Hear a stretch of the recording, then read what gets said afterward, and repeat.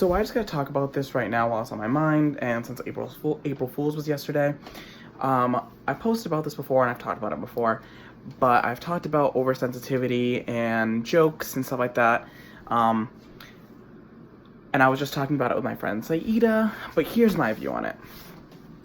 I think right now we are way too oversensitive. I think we're always trying to look for something to offend us.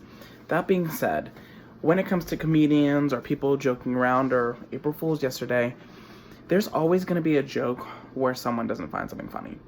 There's always going to be a comment or phrase that someone can be interpreted as offensive. You know, I could be offended by a multitude of different things. But I think we as people need to recognize the situation, the intent, and the relation between the people that are joking and saying whatever.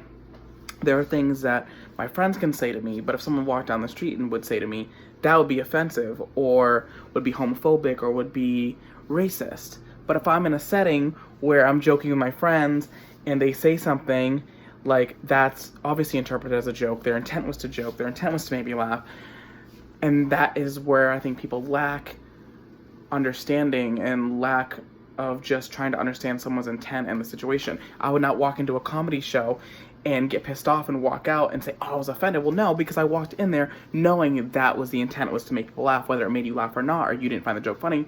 Okay, fair enough. But I went into it knowing that's what it was. And that's kind of the thing. And I know a lot of people got flack about making pregnancy jokes, like Justin Bieber, who I just posted, and a couple friends that I know.